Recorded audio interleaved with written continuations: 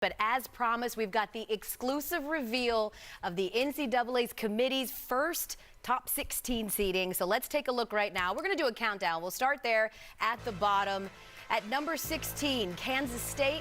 Number 15, Georgia. Number 14, Oregon. And number 13, Baylor. What stands out to you here, Charlie? Well, the elevation of Oregon, the injuries early in the season cost them a bunch of wins, but they're healthy now, they're playing well, and they've elevated to 14. Well, Coach Taylor with the Georgia Bulldogs, they have done an amazing job with bringing that nucleus back. So they've got seniors, they've got experience, they've got Q Morrison, who is one of the best guards in the country. All right, let's get to the next four. We start at number 12. It's LSU. Number 11, UConn. Number 10, Iowa State. Number 9, Michigan. What's your biggest takeaway from this, Charlie? We're just not used to seeing UConn with a double-digit number next to its name, a 3 seed for UConn right now. Obviously, injuries, COVID have played a role in their season, but they haven't been the team we thought they were, and this is pretty reflective of that. You think that LSU is ranked appropriately? I do, and you could make an argument to move them up the line a little bit because of the experience that they have, and Kim Mulkey has done a phenomenal job of taking these seniors and really having them play at that very high level. All right, let's get you 5 through 8 now. Arizona coming in at 8, Texas at number 7, Indiana at number 6, and Louisville at number 5. Your thoughts here? Texas, a team that I didn't have quite this high, but if you look at their net ranking, you look at their big win over Stanford, the committee's obviously placing a lot of importance on strength of schedule, on that net rating, and your best wins, and Texas is the perfect example of that. I like Arizona. Arizona, the energy that they play with, how hard they play, but also they had a taste of this from last season, and so they're probably playing that right now with a little chip on their shoulder.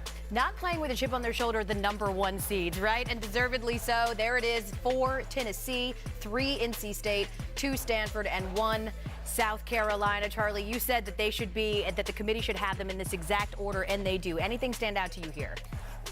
The fact that there is some separation between South Carolina, I think, and the rest of the country, or the rest of these 3 teams, but I think Tennessee being on the 1 line, haven't seen them there in a long time. So the season that they're having, what Kelly Harper's done, coordinating around some injuries and some time off, has been quite amazing, and the number 1 line reflects that. Your thoughts on saying the top seeds overall? Well, when you look at the number 1 overall, you got to play at a level consistently, night in and night out. You know that everybody's going to come and bring your best game, so you have NC State circled, and I like what NC State is doing.